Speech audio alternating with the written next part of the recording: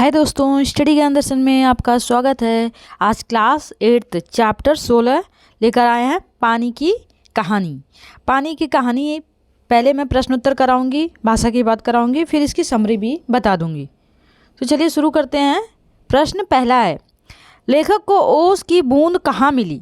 लेखक को ओस की बूंद कहाँ मिली और उसी ओस की बूंद से ये पूरी कहानी शुरू होती है। उत्तर है, लेखक को बेर की झाड़ी पर ओस की बूंद मिली। बेर होता है, एक फल होता है जो खाते हैं, उसकी झाड़ी पर से ही एक बूंद टपकती है, वहीं पे लेखक को मिल जाती है। इसके बाद है प्रश्न 2, ओस की बूंद क्रोध और घृणा से क्यों कांप उठी? पेड़ों की जड़ों में निकले रोएं द्वारा जल की बूंदों को बलपूर्वक धरती के भूगर्भ से खींच लाना व उनको खा जाना याद करते ही बूंद क्रोध व घृणा से कांप उठती है, वह डर जाती है। जैसे रोंवा होता है ना पेड़ का, हमारे शरीर में भी छोटे छोटे बाल होते हैं, हाथ पे पैर पे सभी पे रोंवा होता है, वैसे ही पेड़ की जड़ों में छोटे छोटे बाल जैसे होते हैं, वही पानी और मिट्टी के पोषक तत्वों को अपने अंदर खींचते हैं। और यही इसी दृश्य को सोचकर ओस की बूंद जो है वह घृणा से और क्रोध से कांप जाती है, क्योंकि उसे लगता है कि यह पेड़ जो है हमें अपने अंदर खींच लेते हैं, हमें खा जाते हैं, ऐसा उन्हें प्रतीत होता है। चलिए अब तीसरा प्रश्न करेंगे। हाइड्रोजन और ऑक्सीजन को पानी ने अपना पूर्वज पुरखा क्यों कहा है? इसमें उत्तर है, जब ब्रह्मांड में पृथ्वी व उसके साथी ग्रहों का उद्भव भी नहीं हुआ था, तब ब्रह्मांड में हाइड्रोजन व ऑक्सीजन दो गैसें सूर्यमंडल में लपटों के रूप में विद्यमान थी। सूर्यमंडल में, आकाश में, सूर्य में जो हाइड्रोजन थी वह लपटों के माध्यम से वो विद्यमान थी। ऑक्सीजन हाइड्रोजन के बीच रासायनिक क्रिया हुई, दोनों के संयोग से, दोनों के मिलने से पानी का जन्म हुआ। इसीलिए बूंद ने इन दोनों को अपना पूर्वज कहा है, मतलब ग्रैंडफादर, दादा और परदादा कहा है, क्योंकि हाइड्रोजन ऑक्सीजन सूर्य में थे और सूर्य की रासायनिक, जब वहाँ रासायनिक क्रियाएं होती हैं, उन क्रियाओं के माध्यम से जल की बूंद बनी। जैसे आप देखते हैं ना कि बहुत ज़्यादा वाष्पीकरण होता है तो सूर्य जो पानी को अपनी तरफ खींचता है और वही बादल बनते हैं, और जो बादल जहाँ रुक जाते हैं, पिघलते हैं, वहीं वर्षा हो जाती है। तो इसीलिए उसने कहा है कि ये सभी हमारे पुरखे हैं। प्रश्न 4 है, पानी की कहानी के आधार पर पानी के जन्म और जीवन यात्रा का वर्णन अपने शब्दों में कीजिए। उत्तर है, पानी का जन्म हाइड्रोजन व ओजोन ऑक्सीजन के बीच रासायनिक प्रक्रिया द्वारा होता है।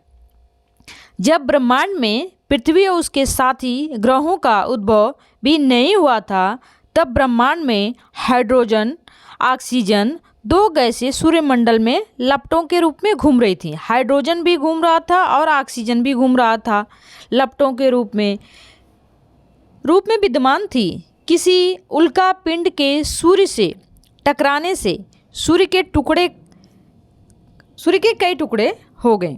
उन्हीं टुकड़ों में से एक टुकड़ा पृथ्वी के रूप में उत्पन्न हुआ और इसी ग्रह में ऑक्सीजन व हाइड्रोजन के बीच रासायनिक क्रिया हुई और दोनों संयोग से पानी का जन्म हुआ। दोनों के हाइड्रोजन ऑक्सीजन की क्रिया के माध्यम से पानी का जन्म होता है, जो पानी हम पीते हैं, और दोनों के संयोग से पानी का जन्म हुआ। सर्वप्रथम बूंद भाप के रूप में पृथ्वी के वातावरण में के इर्द गिर्द घूमती रहती है, तत्पश्चात ठोस बर्फ के रूप में विद्यमान हो जाती है।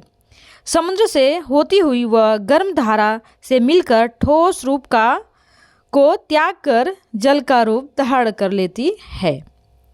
प्रश्न 5 है, कहानी के अंत और आरंभ के इस हिस्से को स्वयं पढ़कर देखिए और बताइए कि ओस की बूंद लेखक को आप बीती सुनाते हुए किसकी प्रतीक्षा कर रही थी। जब लेखक बेर के पेड़ के नीचे खड़ा था, तभी उसके ऊपर एक ओस की, उसके हथेली पे एक ओस की बूंद गिरती है और वही ओस की बूंदें लेखक को सारी बातें कहती है कि हमारा जन्म कैसे हुआ, कैसे उत्पत्ति हुई, कैसे हम यहाँ आए, सारी बात बताती है। उत्तर है, कहानी के अंत और आरंभ के हिस्से को पढ़कर यह पता चलता है कि ओस की बूंद सूर्य उदय की प्रतीक्षा कर रही है। वो ओस की बूंद सूर्य उदय की प्रतीक्षा कर रही है, क्योंकि जब सूर्य उदय हो जाता है तो ओस की बूंदें जो होती है वह वाष्प बनकर वह हवा में उड़ने लगती है। प्रश्न, समुद्र के तट पर बसे नगरों में अधिक ठंड और अधिक गर्मी क्यों नहीं पड़ती?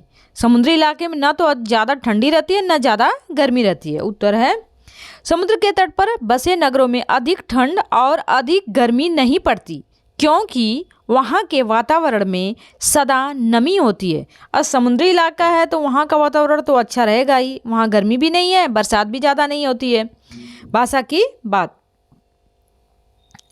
बात है। प्रश्न पहला है, किसी भी क्रिया को पूरी करने में जो भी संज्ञा आदि शब्द संलग्न होते हैं वे अपनी अलग अलग भूमिकाओं के अनुसार अलग अलग कारकों में वाक्य में दिखाई पड़ते हैं। जैसे वह हाथों में शिकार को जकड़ लेती है, यहाँ से लगा है, यहाँ के लगा, ये सब कारक चिन्ह है। ये सब मैं आपको बताऊंगी अभी। इसके बाद इसमें जकड़ना क्रिया तभी संपन्न हो पाएगी जब कोई व्यक्ति वह जकड़ने वाला हो, कोई वस्तु शिकार हो जिसे जकड़ा जाए। इन भूमिकाओं की प्रकृति अलग अलग है। व्याकरण में ये भूमिकाएं कारकों के अलग अलग भेदों जैसे कर्ता, कर्म, करण आदि स्पष्ट हैं। अपनी पाठ्यपुस्तक से इस प्रकार के 5 और उदाहरण खोजकर लिखिए, उन्हें भली भांति परिभाषित कीजिए। इसमें उत्तर है, मैं अभी आप लोगों को बताऊंगी। इसका उत्तर है, आगे एक और बूंद मेरा हाथ पकड़कर ऊपर खींच रही थी। आगे एक और बूंद मेरा हाथ पकड़कर ऊपर खींच रही थी। इसमें है पकड़कर, पकड़ना मतलब यहाँ देखिए, यहाँ पे दिया है ना पकड़कर, ये संबंध कारक है, क्योंकि किसी संबंध को जोड़ रहा है। बूंद मेरा हाथ पकड़कर मतलब बूंद ने मेरा हाथ पकड़ा है, मतलब संबंध है, यहाँ संबंध कारक है। दूसरा है, हम बड़ी तेजी से बाहर फेंक दिए गए, यहाँ पे से लगा है। तेजी से फेंकना आपादान कारक है। करण कारक और आपादान कारक में मैं पहले आपको बता देती हूँ कि जो करण होता है वो तो साधारण होता है, और जैसे जो आपादान होता है वो किसी चीज़ को अलग करता हुआ दिखाता है। जैसे किसी चीज़ को अलग करना, जैसे मोहन दिल्ली से मुंबई जा रहा है, पेड़ से पत्ते गिरते हैं। इस तरीके से तमाम तरीके के माध्यम से हम इसको कर सकते हैं। जिसे अलग होने का भाव प्रकट हो उसे ही आपादान कहते हैं, ये ध्यान देना है। और करण जो होता है वह क्रिया का साधन है। क्रिया किसी बात को कहना है तो से का प्रयोग करना है, क्रिया लगाना है तो से का प्रयोग करना है। इसीलिए ध्यान देना, करण और आपादान दोनों के कारक चिन्ह से हैं, लेकिन फ़र्क इतना ही है कि जो आपादान है वह किसी चीज़ को अलग होने की बात करता है। जैसे पेड़ से पत्ते गिरते हैं, पेड़ से जो पत्ता है वो अलग हो रहा है, लेकिन करण में क्रिया का साधन, क्रिया किसी भी क्रिया को बोलना है तो से का प्रयोग करना है। ये चीज़ हमेशा ध्यान देना है। इसमें अगला है, मैं प्रतिक्षण उसमें से निकल भागने की चेष्टा में लगी रहती थी। यहाँ पे से है, यहाँ पे मैं करता है। फिर नंबर 4, वह चाकू से फल काट कर खाता है। चाकू से, यहाँ से है, यहाँ करण है, क्योंकि ये अलग नहीं हो रहा, वो चाकू से काट रहा है और खा रहा है, इसीलिए यहाँ करण होगा। 5वां है, बदलू लाख से चूड़ियाँ बनाता है। यहाँ पे भी से लगा है। बदलू क्या करता है? लाख से चूड़ियाँ बनाता है। यहाँ कोई अलग होने की बात नहीं है। अगर अलग होने की बात होती तो आपादान होता। अलग होने के लिए आपादान का प्रयोग होता है, लेकिन किसी क्रिया के लिए जब करना है तो करण का प्रयोग होगा। इसलिए इस बात को ध्यान देना है। अब इसमें कुछ चीज़ें और बता देती हूँ मैं। कारक के जो भेद होते हैं 8 होते हैं। कर्ता, पहला कर्ता, कर्म, करण, चौथा संप्रदान, आपादान, संबंध, अधिकरण, संबोधन। कारक और उनकी विभक्तियाँ भी होती हैं। कारक चिन्ह होते हैं, चिन्हों के माध्यम से हम उस चिन्ह का प्रयोग करके किसी भी वाक्य को बनाते हैं। जैसे मैं बताती हूँ, जो पहला है कर्ता है। कर्ता क्रिया को करने वाला, ने का प्रयोग करते हैं। कौन, किसने, कर्ता के लिए है। इसके बाद है कर्म, क्रिया का फल भोगने को, किसे, क्या, किसको। करण है, करण जो है उसके लिए से का प्रयोग होता है। क्रिया का साधन, से का प्रयोग करके हम क्रिया को कहते हैं। नंबर 4 है संप्रदान। क्रिया किसके लिए की, के यहाँ पे है के लिए, ये करेंगे हम किसके लिए, के लिए, संप्रदान के लिए। फिर इसके बाद नंबर 5 है आपादान। अभी मैं बताई थी, जिससे अलग होने का भाव प्रकट हो, जैसे पेड़ से पत्ते गिरते हैं, से लगेगा। करण में भी से है, आपादान में भी से है।